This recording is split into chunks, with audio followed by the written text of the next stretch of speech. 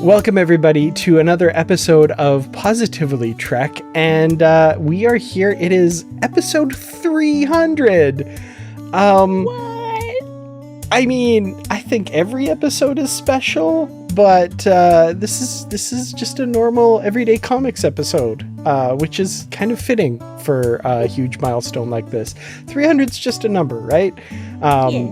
Yeah, I don't know. I think this is pretty special because we're talking about comics and it's a big milestone. And so we're going to talk about some big milestone comics as well, which is, of course, the ending, sadly, of the ongoing Star Trek and Star Trek Defiant series with two comics that we're going to be talking about. Star Trek number 32, which is Lore War Part 5 of 5, and then Star Trek Omega, which is the big wrap-up special issue with like 50 different artists, not that many, but lots, and written by the writers of Star Trek and Star Trek Defiant. So, because we are talking about comics, of course, I can't just do that alone. It would just be me rambling into the void, and nobody wants to hear that. So, of course, as always for the comics, I have aboard this ship Brandi Jackola. Brandi, welcome back to Positively Trek.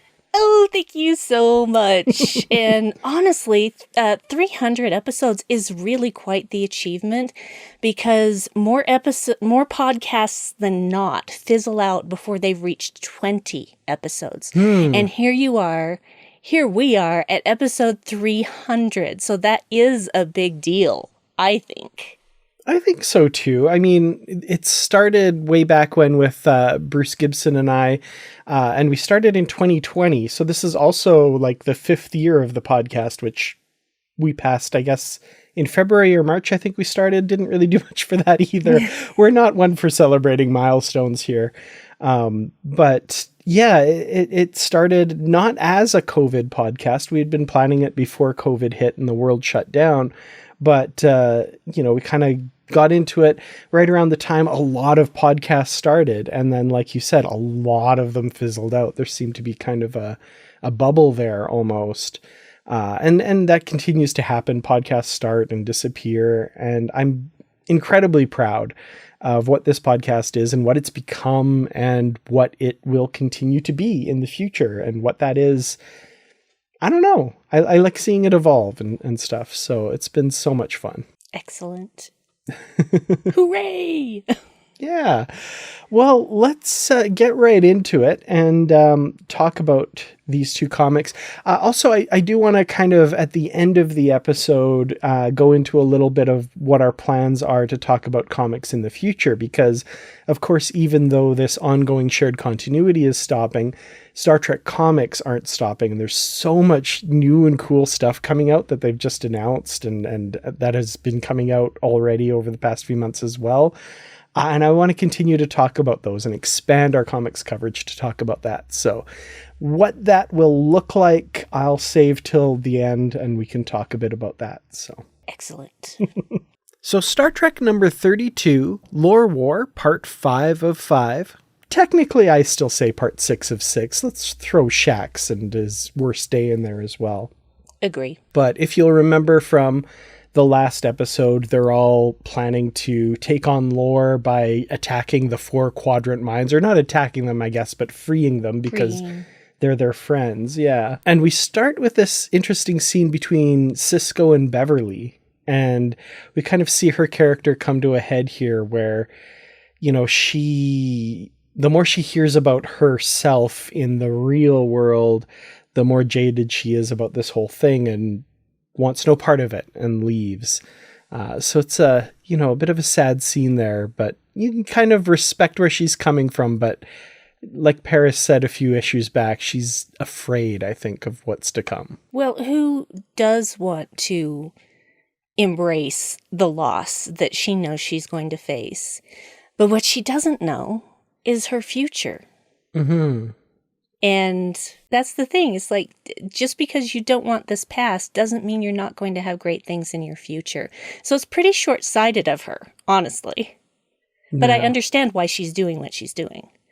Yeah, absolutely. But Sisko is going to go with Worf to take on Lore and today we face a god, Worf says. And Sisko says, won't be our first time, Mr. Worf. I like that. Yes.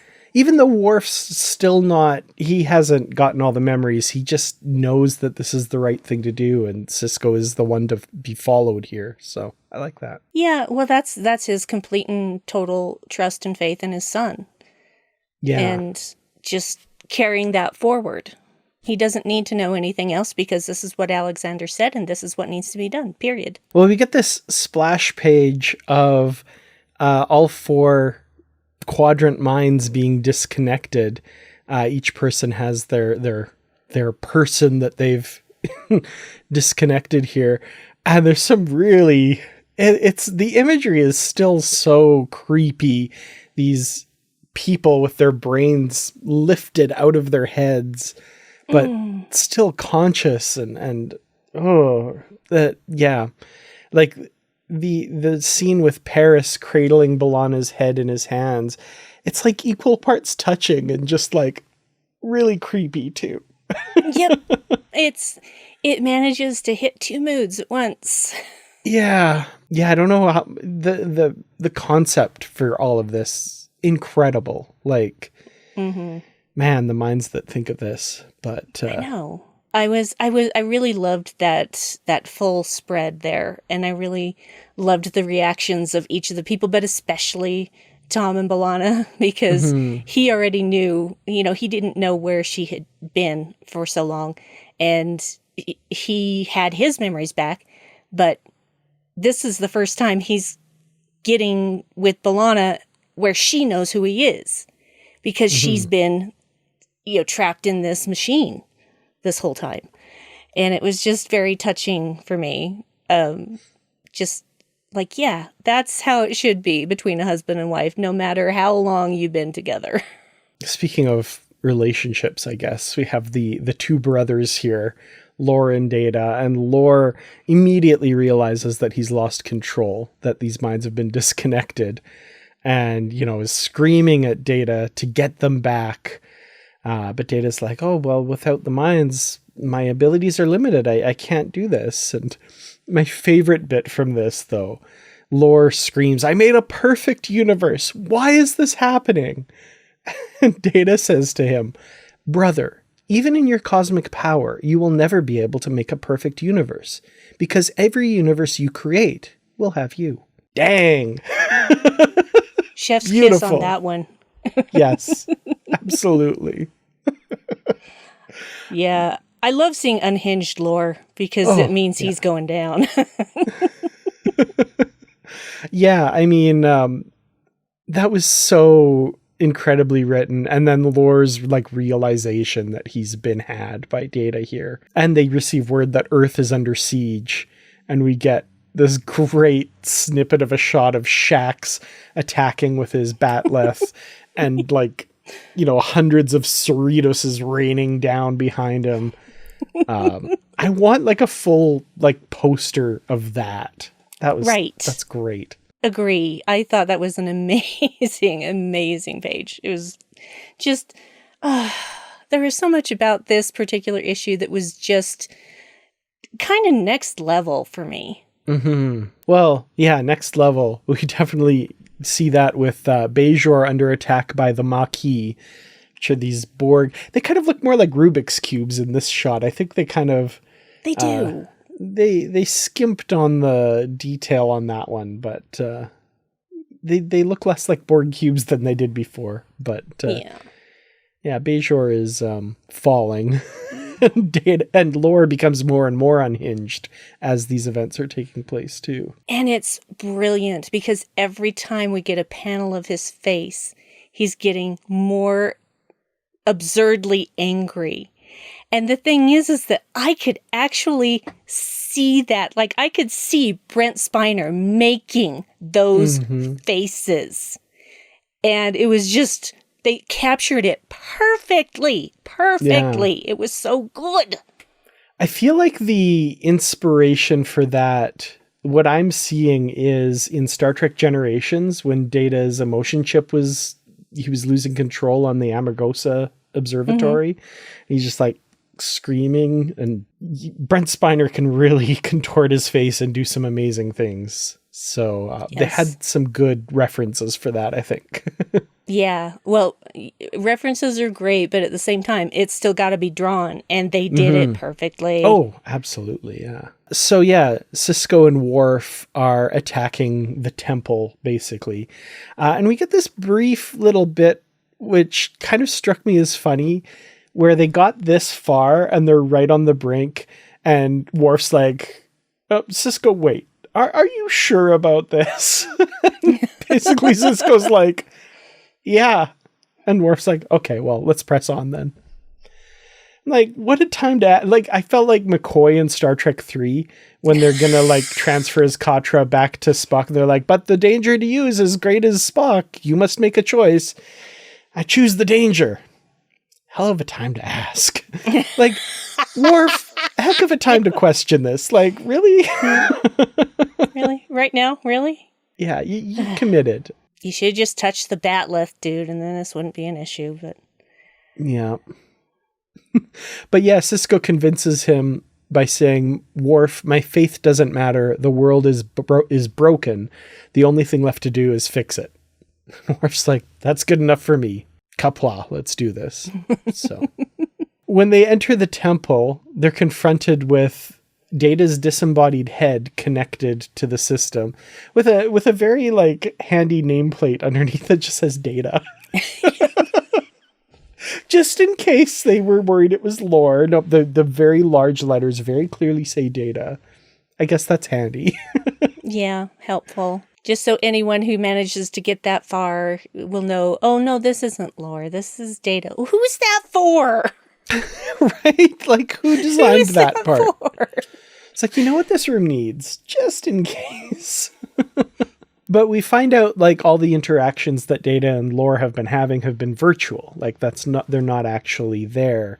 It's all in this virtual environment. And Lore is, you know, his consciousness is spread all across the galaxy, basically. But they're going to use Data to hack in, using the Quadrant Minds, who are now on their side, which is fun. We get this kind of conversation going on between all the minds, and you know, you kind of track which mind is which alpha, beta, delta, gamma, and the voices are perfect in just this block of text. I love it. Absolutely. It was extremely well done. So they're coordinating to attempt to open the wormhole, but they're unsuccessful. They're not finding it. It's not able to open. You know, that's a little bit of a stumbling block. They're trying to figure that out. So Lore tries to tempt Sisko by bringing Jake and Jennifer there, which, you know, it's tough. This is the wife that he lost under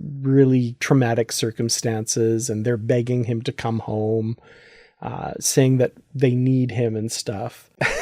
Meanwhile, I love Lore, you know, basically going up against Worf as well. That was fun.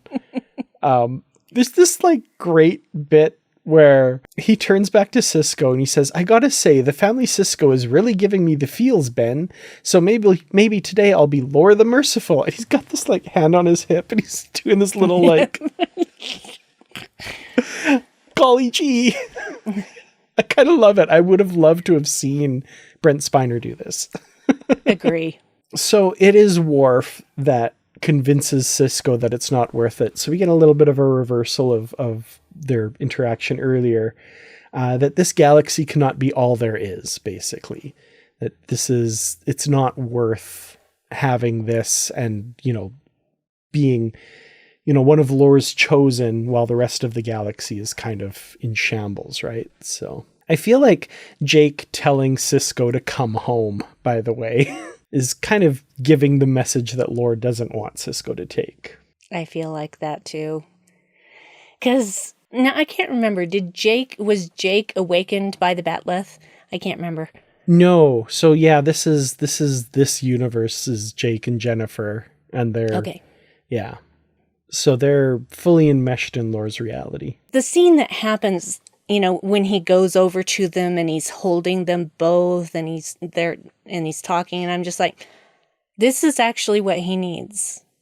This is what he needs to do what needs to be done, and he's going to do it. Otherwise, this comic will have a very tragic ending. Yeah, absolutely. And yeah, that's basically what happens, right? Sisko's talking to Jennifer. He says, "The first time I lost you, my soul was ripped from my body. I will always love you, but this is a dream, and we all have to wake up." This isn't working out the way Lore wants. And Lore even does this thing where he says to Sisko that he's going to restore Jennifer's memories to give him back, like, his universe's Jennifer, even though in this universe, like, just this one final gambit to try and tempt him. Yeah. But no, it doesn't work. It doesn't, and that's something that Lore just cannot understand. Well, this is where we get a little bit of payoff from something that happened in previous comics when the 10 orbs of the prophets appear. These are the ones I think that Sisko constructed during his time on Ancient Bajor in I think it's the When the Walls Fell arc of the Star Trek comic. And with them all attacking, along with Data's help, Lore is overcome. I guess these orbs kind of control 10 different people as well. That's what I'm getting from the artwork, but it seems like they're almost, I don't want to say housed by these people, but definitely connected. They don't really linger on what exactly is happening. They're overcoming Lore. Lore is vanquished. Data is somehow able to reset the universe. I guess he's tied into the pleroma or whatever Lore was using. Yeah, he basically resets the universe by saying once more from the top. But this time it's not a Lore reset to his parameters. It's going back to what it's supposed to be. So just holding down the power button until it blinks. Yes, exactly. Have you tried turning it off and then on again? All IT people will ask you that. That'll always be the first question an IT person asks you. And it's valid because there are so many people that haven't actually tried that. Absolutely. Having worked in IT now for the last year and a half, I can honestly say the very few times where I haven't started by saying that have ended with like, oh crap, I should have just said that. Yeah. It's all of us. It's not just the less tech savvy. Sometimes we forget the very simple stuff. I made up this whole headcanon in my head. He's pressing the button to restart and holding it down, and everything goes, ooh. And then you wait a few seconds, you hear a few clicks, and it starts booting up. Hard drive of the universe has started to boot up. The other image I had in my head is Data hitting Ctrl-Alt-Delete and opening the task manager and just closing some processes and restarting them. Yep. Yeah. Force quit. Exactly. That's if you have an Apple computer, anyway. So, yeah, the issue ends with to be concluded in Star Trek Omega. So, if you want the complete story, you do have to pick up Star Trek Omega, which we have and will also talk about. So, but first, what are your thoughts on this issue? How do you feel about how this particular storyline was wrapped up? It met expectations for sure, and gave me even above and beyond with Lore just going off his rocker. It was so satisfying, so satisfying, and I didn't think it could be so satisfying, with it being a comic, because live action is always going to evoke things within you that reading something or reading a comic might not be able to do. They might not be able to give you the same feelings. But in this case, it felt cinematic to me. And I loved it. And I was absolutely 100% I cheered out loud. Yeah. Especially with that final panel of Data's face going, no! It's just like, yes, this is what I'm here for. So I really, I mean, obviously I knew that it was going to end well because otherwise, that's not really Star Trek, is it? But they always fix things at some point, even if they make you wait between two movies. I'm talking about Wrath of Khan and Search for Spock. It's okay, though. It's okay. I was really satisfied. I was really happy about everyone getting their moment that needed to have their moment and having the 10 orbs come into it. It's just like, I should have seen that coming. It was kind of a surprise to me, and I just thought, duh. I really enjoyed it. Mm-hmm. Really, really enjoyed it, and I think it wrapped up very well and was, like I said, extremely satisfying. Yeah, lots of really great satisfying moments. I love when, Lore's winding up to hit them, feel the wrath of a living god, and Worf just clocks him. And, yep. You struck me, and soon I will do more. Don't you remember, Lore? Klingons kill their gods. Snap. That was great. Yes, it was. I loved it. The artwork, I honestly, my only tiniest complaint is the Rubik's Cubes board ships that they were so intricately detailed before, and they just no. But other than that, everything is perfect beyond that. There's so many great panels. The characters, there's still the issue with Worf looking like generic Klingon sometimes, but the emotion conveyed on the faces of people is really well done. Sisko, I mean, I don't think anybody can draw Sisko better. This is perfect. Yeah. No complaints beyond those small quibbles from before. It's a gorgeous comic, and I think me and Worf are all in agreement when he says that felt immensely satisfying. Yes. 100% agree. Well, let's take a quick break, and when we come back, we will talk about Star Trek Omega and wrap up the entire Star Trek and Star Trek Defiant storylines. As always, Positively Trek is brought to you by its Patreon supporters, including Joyce Mirren, Brandi Jackola, Christina DeClercq-Zalagi, John Guppy, Out of Memory, Patrick Carlin, and Ricky Long. If you'd like to support the podcast, visit patreon.com/positivelytrek. You can join at any level and enjoy early access to episodes, ad-free episodes, episode shoutouts, executive producer credits, and more. Again, that's patreon.com/positivelytrek. Thank you so much to those of you supporting us. We truly do appreciate it. And now, back to the show. So Star Trek Omega, this issue, I'm going to have stuff to say about this issue. Yeah. Okay. So to start out with, Lore is being stored away at the Daystrom Institute. We're back in the normal universe. Everything's been reset. And we have Sisko basically narrating the story over top, which I thought that was a really interesting way to do it with, recounting everything that's happening. And throughout it, we're also getting the different artists, all of the different artists who have contributed to the series over the past few years.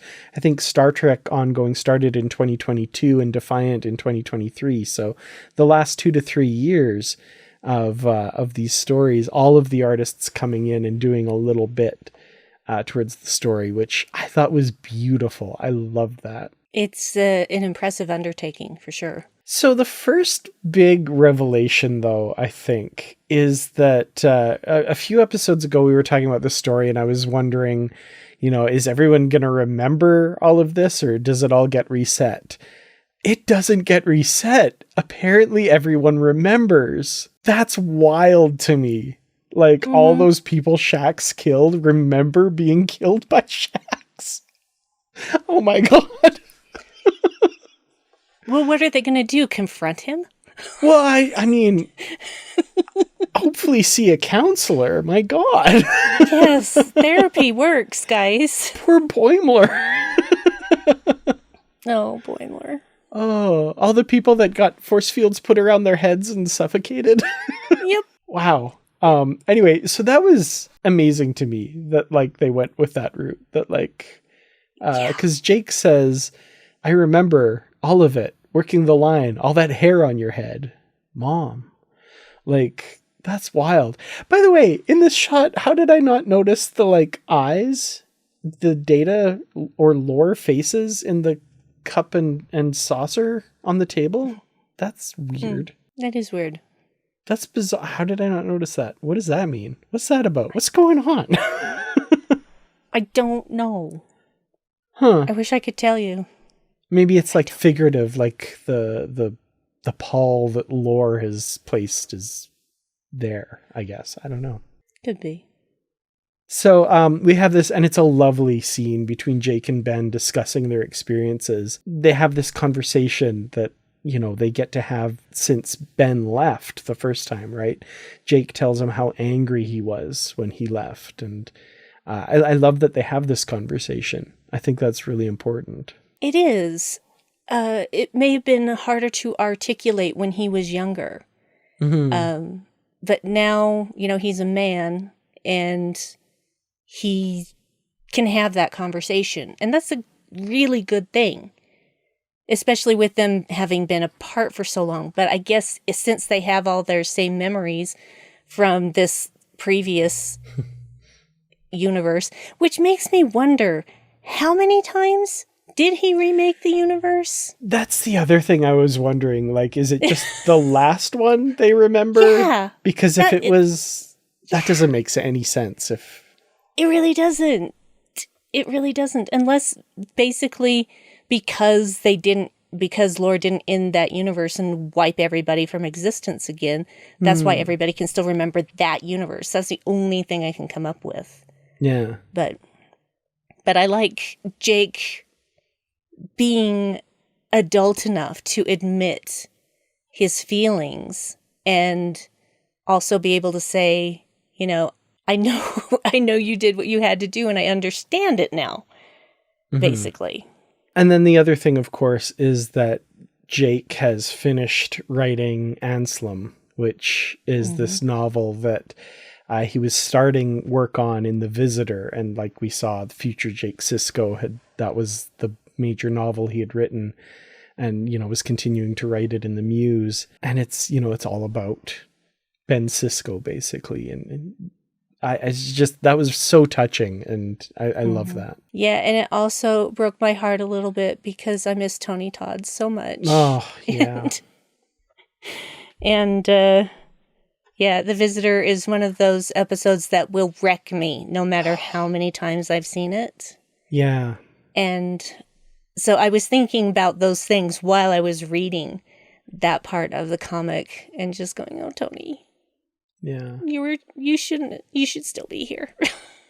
Absolutely. And like that episode always wrecks me when I watch it. And I haven't gotten up the nerve to watch it since Tony Todd has passed. And I like just another layer on that episode that, oh man. Yeah. There was actually, this is not Star Trek related specifically, but it's Tony Todd related. A while back, not too long ago, the video game Indiana Jones and the Great Circle dropped into everybody's Xbox or whatever, and they've actually adapted it for PlayStation 5 now, in case anyone's wondering. But what I did not expect was for Tony Todd to be in that game. Oh, cool. And so when I saw him, I started crying. Yeah. Yes, it was a video game representation, but it was so realistic. It was so well done. And it broke me. I'm so happy I got to meet him years and years ago. He's incredible man. And a huge loss. Absolutely. Agree. We talked about cats. He and I. We talked about my cat, talked about his cat. Just He was so fun to talk to. Just one of the best interactions with anyone that I've had. Yeah.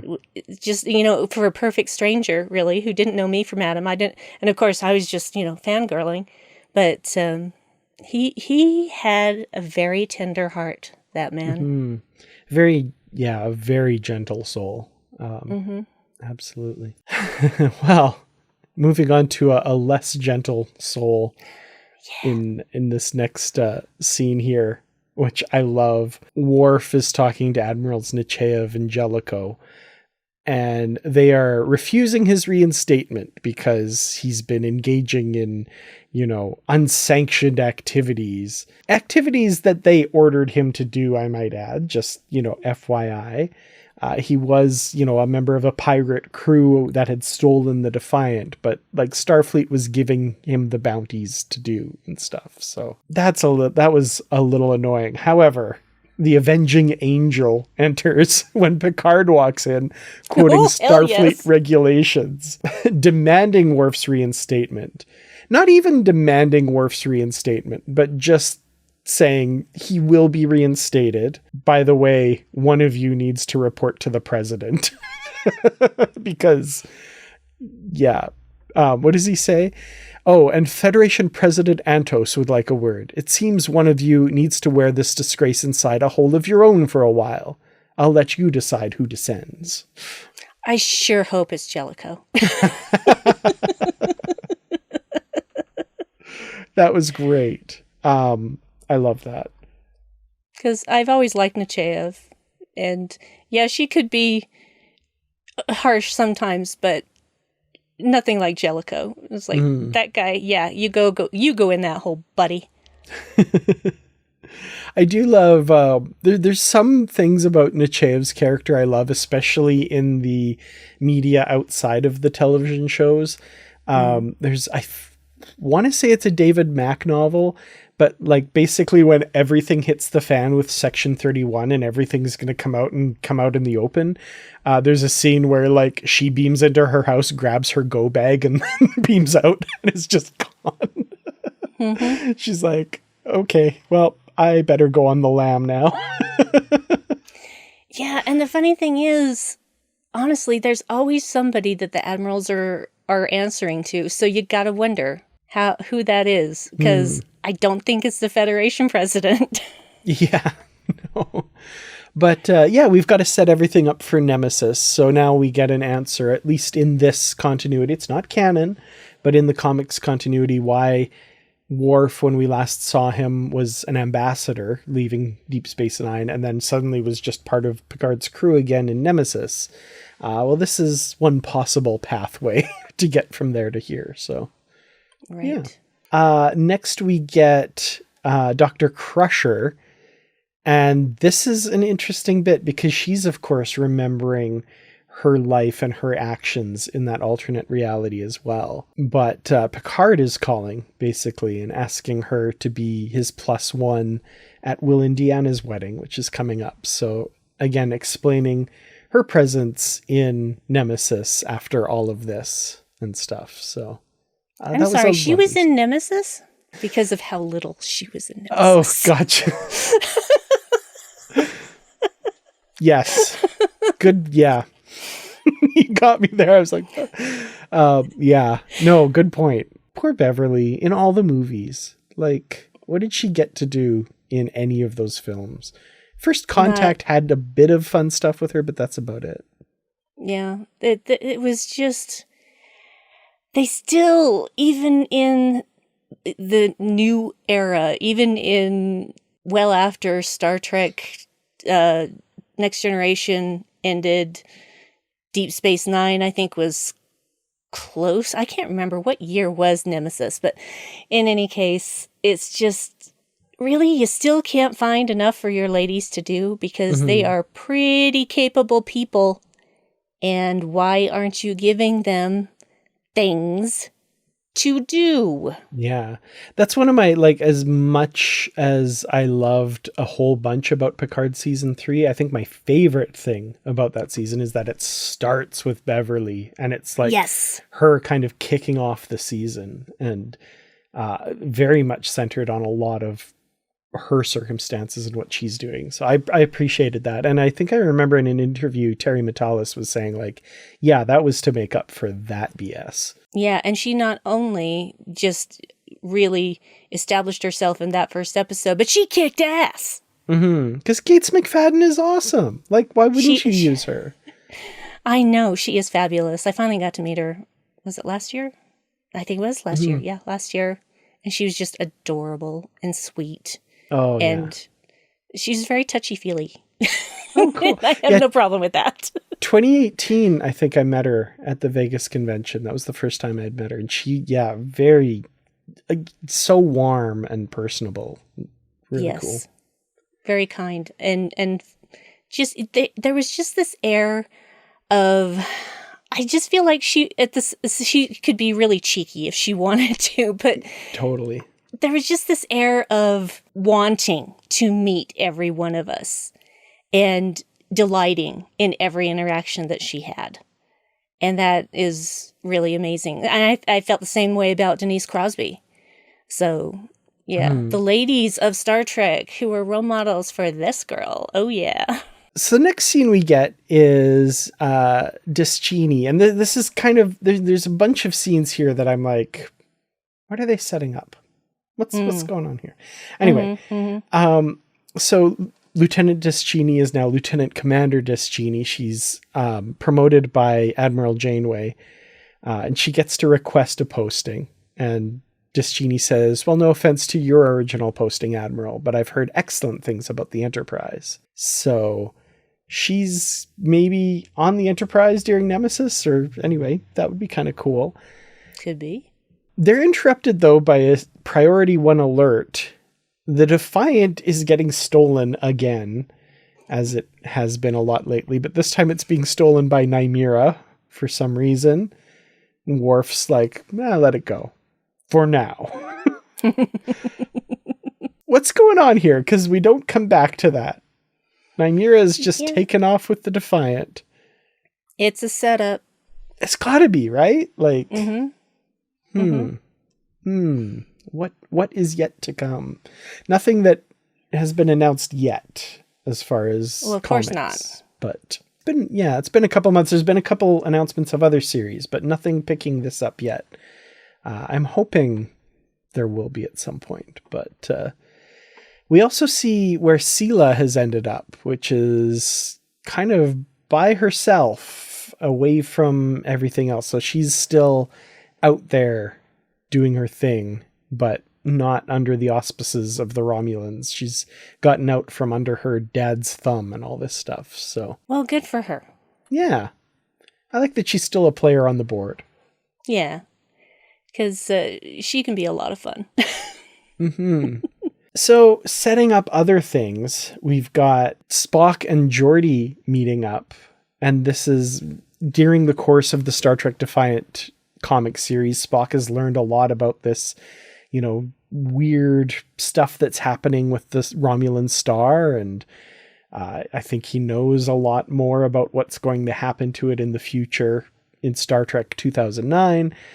So he's getting in touch with Geordi, who's building the jellyfish ship that we see him piloting in that film. And he's taking a special interest in it. So an interesting setup there for sure. One of my favorite bits now, Scotty returning to Earth and greeting the Earth first, but then greeting Uhura and joining her in retirement, which was just lovely. Agree. It made me happy. And also made me happy that he was wearing a kilt. Absolutely. I also love that Uhura is wearing that same necklace that she was wearing. I think it was in Star Trek 3. I've always loved that kind of African. I don't know enough about it, but it's just gorgeous. I love the character design here. Yes, it's beautiful. And yeah, I love that his retirement letter, I've held a Starfleet commission for 139 years. I reckon that's the longest record of any human in the fleet. And he's like, it's time to go home. I'm done. Let's see what the next generation does with the Theseus. I'm good. Yep. He's had his fun. Mm-hmm. Now he's going to have some more fun in a different way. Exactly. Well, we see who now has possession of the Theseus because we have Torres and Paris aboard the Theseus, with Torres in command. Hell yes. I love. Yes. Paris even gives her his patented, "Yes, ma'am." I heard it in my head when I read it. I love it. So now we see Talir, and they have decided, because the rest of the Organians are all gone from the galaxy, that they will remain a Vulcan of Starfleet. So they're writing a letter to Lily about all of this, which is how we catch up with what Lily is up to. Now, she's had to take a bit of the fall for her working with Section 31 and planting the bomb in the Pleroma, which set all of this in motion, basically. So she's been discharged from Starfleet. So speaking of setting things up, she's off on her own and apparently joins the Fenris Rangers, which is around this same time, timeline-wise, that Seven of Nine would be there as well. Fenris Rangers comic series, please. And I mean, you can have it be about Seven of Nine, so you have a headline character with Lily as a supporting character. I think that would be brilliant. I hope that they're doing that. That would be great. It really would. And then we get like some quick little reunions here. We have Bashir and O'Brien talking about their adventures and stuff. And my favorite, Shax into Anna. And I've just got to read this whole thing because Tana says, "I don't care if Bajoran rhomboids show up. If you try to leave this ship again, I will shred that uniform and turn your skin into a scratching post. I will flay you alive from your mustache to your bleep." And Shax says, "I'm not going anywhere, Doc, but I wouldn't mind giving that other stuff a try." That's so Shax and Tana. I love it. Oh, and I love that they were drawn in like the Lower Deck style. Yeah. Well, I mean, a little bit more realistic, but a little bit, but still very, very Lower Decks-ish. Yeah. We've got Harry Kim, Lieutenant Harry Kim, doing relief work. Wait, what? What? Lieutenant Harry Kim? I think he was a lieutenant when he showed up on Zenketh. I know, but I'm just making jokes. It's one of like 2 universes out of the billions out there where that happened, though. Apparently. Yeah. Because we know what happens when you promote Harry Kim. Bad stuff. Yeah.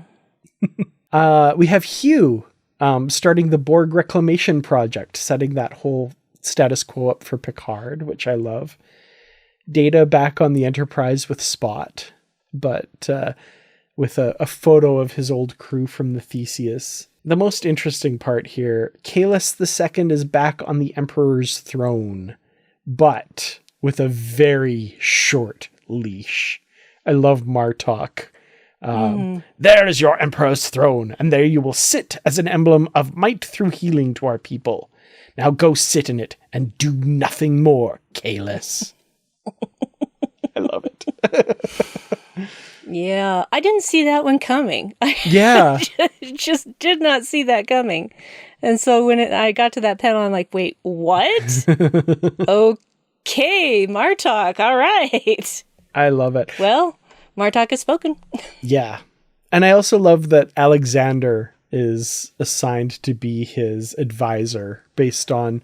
Basically, Alexander was the one that gave him back his honor, that taught him what it was to be a Klingon, which, like, thinking of their arcs over the course of canon Star Trek and in the comics, like, that's amazing.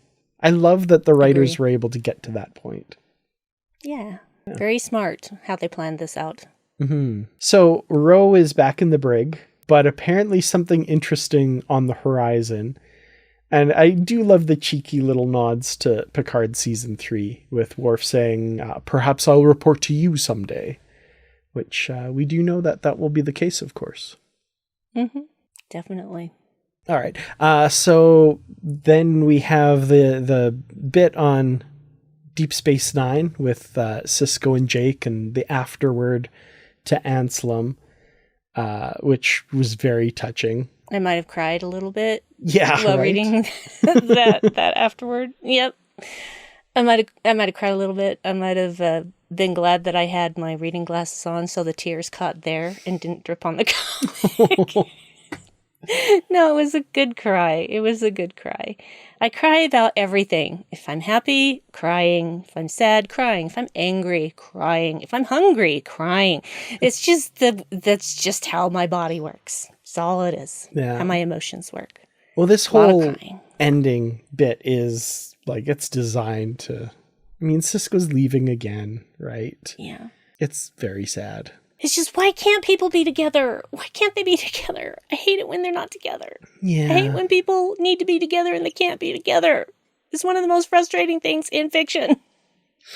I had an interesting discussion with Barry about Sisko and the whole story of Sisko, and how like it kind of transcends a little bit of the rest of Star Trek. Like, obviously there's a lot of religious imagery and drawing from major Earth religions and stuff when talking about Sisko and how they constructed his story, right? I mean, you can like the prophet who is sent to the corporeal world to grow and live as a human and then ascend back into the celestial temple until he's needed again, right? Like, there's a lot of stuff that they're drawing from there. And it works as a mythology more so than the rest of Star Trek, which is all very, whatever. So like he said this thing, and I kind of love it, that like all the stories of Sisko coming back, it's happened in the novels, it's happened now in the comics. Nothing canon has been done with it, but maybe that's a good thing, because all of these stories about Sisko could be like Bajorans millennia in the future telling the story of how the Sisko returned, and like it's more myth than hard fact and reality, right? So it's not canon, it's stories, even though they're all stories. But I was like, that's kind of brilliant, and I kind of love it. And I would almost I would love to see Avery Brooks again, and that would be incredible. But I would almost take something away from it a little bit if they outlined exactly in canon, oh, this is what happened, this is how he returned, and this is what he did. I kind of love that it's open to interpretation. I don't know. I was just like, that's kind of cool. I kind of like open to interpretation. Mm-hmm. Because then nothing's really over, is it? Yeah. So there's always possibilities. Because if you think about like the bare bones of this story being told in an oral tradition, it would be the Sisko returned from the Celestial Temple to stop the God Killer who was killing all of the gods, and then he ascended back, and then the universe was turned inside out by this horrible force, and he single-handedly returned it to normal and then went back into the Celestial Temple. I'm like, that's crazy. That's not a Star Trek story. That's a mythology story. But it's couched in starships and characters we love.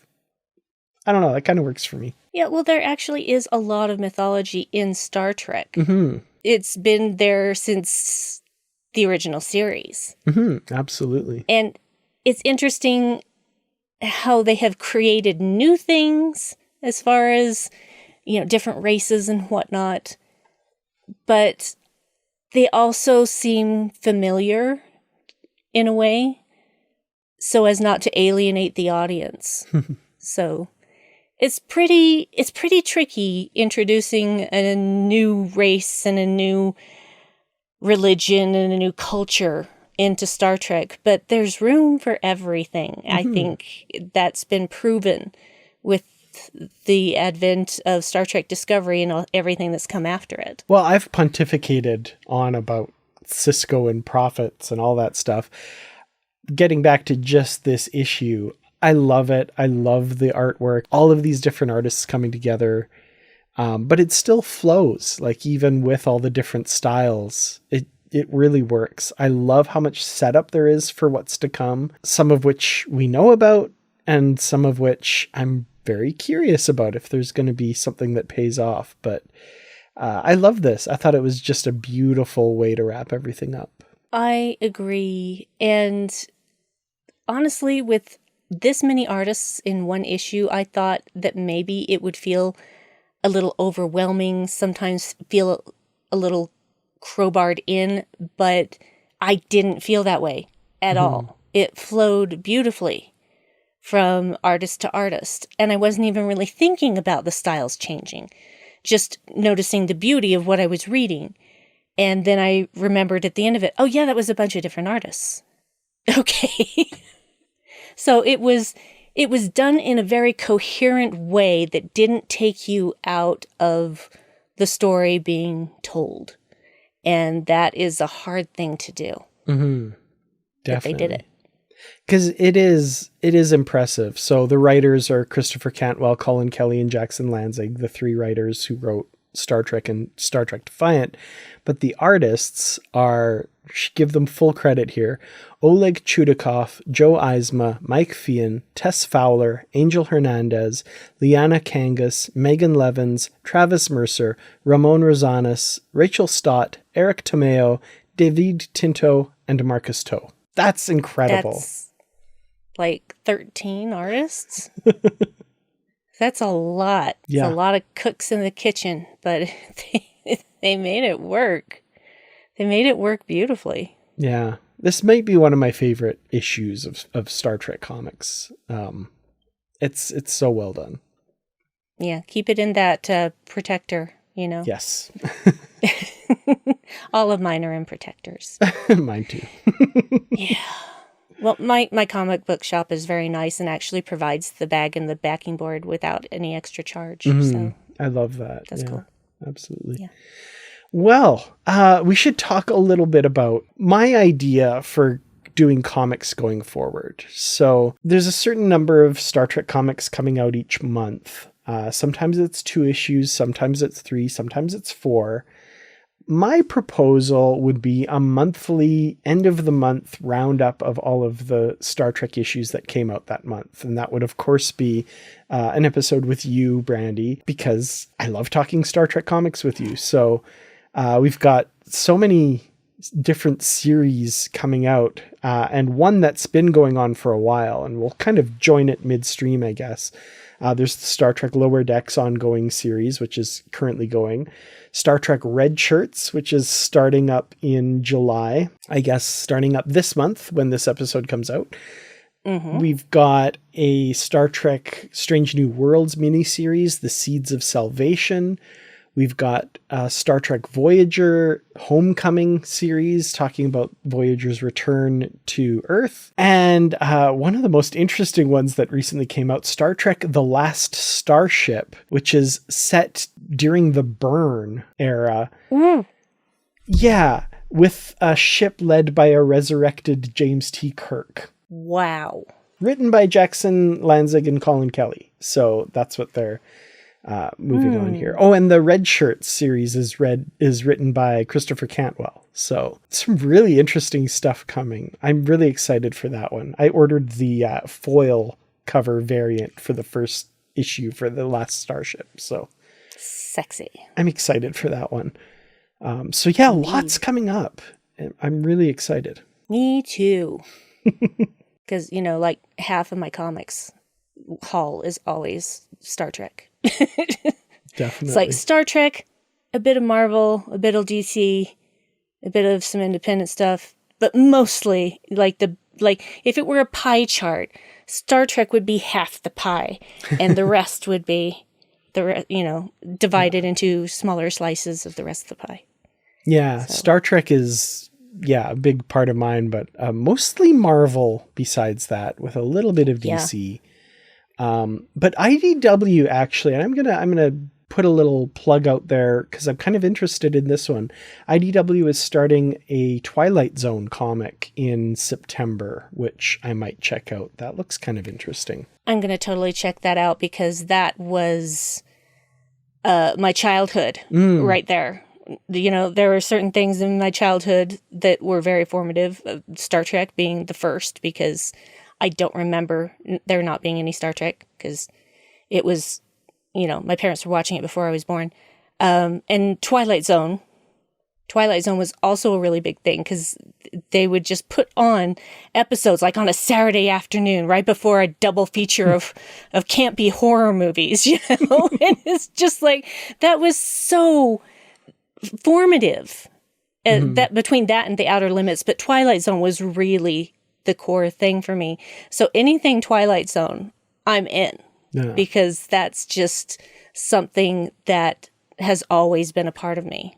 Yeah. Awesome. Almost as much as Star Trek. So, well, I mean, yeah, we'll see how the comic series goes. I think it's going to be in black and white too, which is interesting. Excellent. Yeah. I'm down with that. Let's do it. Yeah, for sure. Well, outside of comics, I guess what the podcast is going to look like for the next little while is, of course, we have Strange New Worlds Season 3 coming out. Right now, knock on wood, hopefully the plan is for Barry and I to do an episode for each episode that comes out. So the episodes drop on Thursday. We should have an episode out on Friday for the episode or pair of episodes in the case of the first couple episodes of the season that both drop on Thursday, the 17th of July. And weekly from then, doing episodes on Positively Trek. As well as the Saturday, Brandi and I will be doing The Unready Room back on my YouTube channel, Kurtratz Productions. Really looking forward to that. I always love that. And then my tentative thinking is the comics episode to just drop on the last day of the month, whatever that happens to be that month. That means August is going to have a ton of Positively Trek episodes. I hope I can keep up with the editing. But, yeah. I keep telling you, man, just don't edit. It's amazing. I have a lighter touch on the editing now than I did. So comics episode with me plus Unready Room with you as well. What else do you have going on besides that people following Brandi would love to see? Well, I do a podcast with my husband, Dave, of course, called Shield Podulation. It's very good. Thank you, Dan. It was really Dan's idea to begin with. It was something that wasn't even really an idea so much as that would be interesting to try to do, sort of thing. And again, thank you for the use of your spreadsheet with all of the episodes. And now I'm going to have to put in new episodes. But when Strange New Worlds Season 3 starts. Anyway, we choose a random episode of Star Trek and or movie and or short, just depending on what what Siri tells us the number is. So we go by number, and then we talk about that episode, and we don't edit. So everything you hear is exactly how it happened, except in the case of if we had to pause for any number of reasons. Like I suddenly just really had to pee. But no, we haven't had to do that yet. So you can find that on Apple Podcasts. You can hear it on Spotify. You can also hear it on YouTube. And you can also hear it on Hear This if you don't want to use any of those other platforms. And we are going to go weekly starting on episode 27. We just completed episode 24. There you go. Just more of us in your face, in your ears, all of those things. So, and you can find me in Blue Sky at Brandywine. That we have a Shield Podulation account on Blue Sky as well. And my husband is also DJ_Evil Dave. So there you go. If you can't find us, then I don't know what to tell you. You're out there. We're out there. There's places. There's places. So awesome. Please listen to our podcasts. We really have a great time. Perfect. Well, you can follow the podcast Positively Trek on Blue Sky, just at Positively Trek. I'm there at Kurtratz. I can also be found on YouTube, Kurtratz Productions. Make sure to check out our Saturday live streams talking about each episode of Star Trek Strange New Worlds Season 3 as they come out. Really looking forward to that. And the Positively Trek Facebook group on Facebook. That's redundant, but go check that out. It's a lot of fun. Great discussions happening there.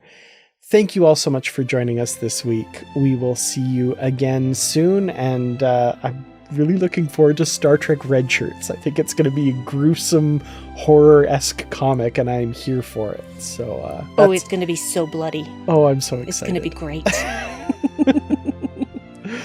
Thanks for listening, everybody. Live long and prosper, and stay positive. Positively Trek is produced and edited by me, Dan Gunther, and co-produced by Barry DeFord on Treaty 8 territory, the home of the Beaver, Cree, Dene, and Métis people, whose histories, languages, and cultures we respect. We acknowledge the many First Nations, Métis, and Inuit who have lived in and cared for these lands for generations.